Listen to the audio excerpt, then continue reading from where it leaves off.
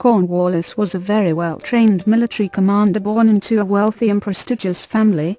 His grandfather had been awarded a baronetcy by Charles II. His father was the first Lord Cornwallis. His mother was the daughter of Lord Townshend, and was related to Prime Minister Robert Walpole.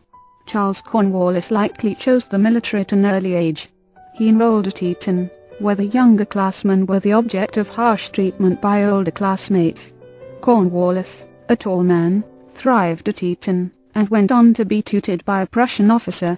He bought an officer's commission in the Grenadiers Guards. At age 18 he took a tour of Europe with his Prussian tutor, and then enrolled in the military academy of Turin. It was one of Europe's finest, and the young officers combined military strategy with ballroom dancing in their curriculum. Over the course of Cornwallis's career, his training helped him serve with distinction in the 7 Years' War, in Ireland, and in India. After he married he took a brief respite from the military, and enjoyed the estate lifestyle with his bride. He was favoured by King George III, but at the same time counselled against the harsh measures exacted by the king against his colonial subjects. Cornwallis's loyalty was never in question, however, and when war broke out he volunteered for his command against the American rebels. Cornwallis lost heart soon enough. His wife at home in England had taken ill, and his commanders, Clinton and Howe, disappointed him. Cornwallis had outflanked Washington on Long Island, only to watch Howe allow his escape. Cornwallis beat the Americans at Brandywine in 1777 and Monmouth in 1778, and was then sent south. Clinton, with Cornwallis as the field commander, effectively stopped the resistance in the south, so Clinton headed for New York, leaving Cornwallis in charge. The war heated up as Cornwallis fought several 160th Lodge in the Revolution major battles, and worked his way north. From New York Clinton ordered Cornwallis to find an area where his army could position itself to be supplied. He chose Yorktown, which turned out to be a fatal decision as the French, by sea, and the Americans, by land, surrounded him. 8 days under siege ended the war. Cornwallis's actions in the Revolution did not hurt his career for long, however, and he went on to serve with distinction in India, and to quell rebellion in Ireland. Bagent and Lee's The Temple and the Lodge examines how the effect of Mason fighting Mason may have hindered determination. Howe had served with Amherst, where most of the officers were brothers in the craft. 29 of the 31 regiments under Amherst's command had field lodges. Cornwallis served in 2 regiments that had military lodges. His brother Edward had served as well, and was the founder of a lodge in Nova Scotia. Clinton served as aide-de-camp to Ferdinand, Duke of Brunswick, one of the most influential Masons of his day. 53 seemingly capable British commanders chose to avoid making the coup de grace at every turn, instead simply continuing the war until, like America's Vietnam War, the soldiers in the field and the citizens back home despaired of ever seeing victory. If conspiracy is the secret behind defeat, then the final battle off Yorktown was the stage. Nevertheless, there is no evidence that Cornwallis had planned for anything less than victory. But there is evidence that one man would serve to destroy the chances of the British. Behind the scenes in France, as the efforts of the Americans Franklin and Dean in France paid off, a French fleet and French soldiers headed to America. When the American effort was exhausted, France stepped in to provide most of the troops, the arms, the food, and the money to fight the final offensive of the war. The commander Rochambeau was one of the first and most important figures of the French effort. He was quickly followed by the troops of Count William Dupont, who led a regiment from the Bribe that won the war. 161 Sarvally, the Viscount de Noailles, from whose regiment in France Napoleon would later emerge, Count Matthew Dumas, who would become a hero at Waterloo, the Marquis Claude Henry de Saint-Simon, and the Duc de Lauzun. All had been enlisted through the diplomatic efforts of Franklin and Dean, and had supplied clandestine aid before France officially committed to war with England. Rochambeau and his troops were ferried by 7 transport ships to Rhode Island in July 1780.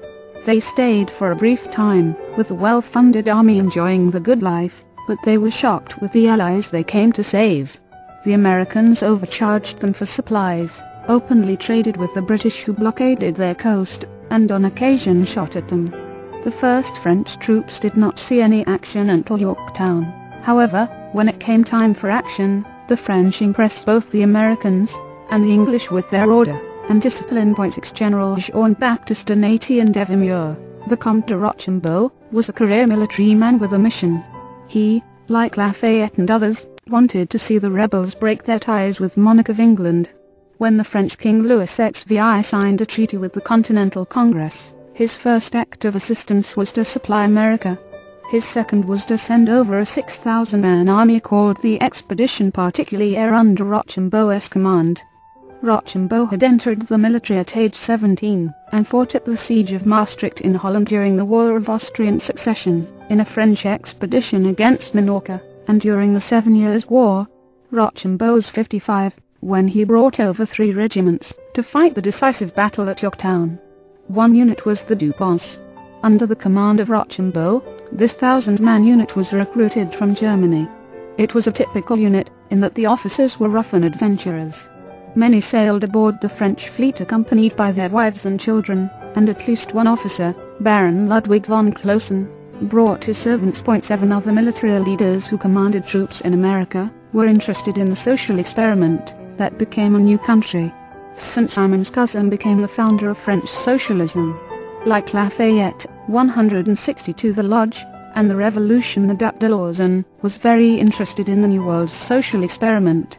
His desire was to be present at the birth of a new age, to fight for the cause of liberty.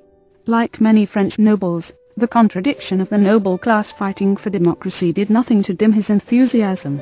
Lauzun was from an ancient family that had titles from the time of the Crusades. As was tradition in such a titled military family, adventure called first. At age 13 Lauzun became an ensign in the elite French Guard. At 18 he married into another French royal family. Lauzun went to Corsica, and proved himself in battle. He was rewarded with the title of Colonel of the Legion Royale. But peace balled him, and he was among the first to volunteer, to aid the American cause. Lauzun sailed from France as part of the fighting force that joined Rochambeau. Lauzun's cavalry and infantry joined the ancient regiments of the French military, the Bourbonnais, the Dupons, the Saintonge, and the Soissonnais, and they marched to Yorktown. Lauzun's legion, as it was called, was made up of men from various European countries. Most had come from the Alsace-Lorraine corridor between France and Germany. Others came from Sweden, Italy, Poland, and Russia. They spoke 8 different languages, and by tradition they would curse in Hungarian. They were volunteers, and often adventurers. Many were from noble families, others were rakes and thieves. They were the predecessors to another French fighting force, the French Foreign Legion. For the Duc de Lauzun, the American Revolution was just one more adventure. His exploits in both the battlefield and the boudoirs of Europe were legendary. He was said to have made love to every woman he met in France and Newport, Rhode Island, where he was first headquartered. His men followed his example, and despite their prowess against the British they also achieved the dubious distinction of fighting the most duels among themselves, typically over women. Lauzun continued to have great adventures, after fighting in America, including becoming Marie Antoinette's lover. While Lauzun was aware of his rank and his importance, he was even privy to Rochambeau's and Washington's discussions of strategy. He may not have been aware of the bribe that won the war 163, that his presence in the war was the single most critical factor in its outcome. While the Marquis de Lafayette, the Duc de Lauzun, Count William Dupont, Count Matthew Dumas, the Marquis de Saint-Simon, and the other nobles eagerly awaited battle, their supreme commander, Rochambeau, debated strategy with Washington. Washington thought that a move to recapture New York would advance the war effort. Rochambeau argued that a decisive victory against the English in the Chesapeake Bay would end the war. Rochambeau's logic won, and the focus was turned on beating the one commander who was a serious contender, Cornwallis. Rochambeau and Washington marched to Virginia to catch Cornwallis, while both the Americans and the English were depending on the Navy to arrive on time. After the Battle of Guilford Courthouse,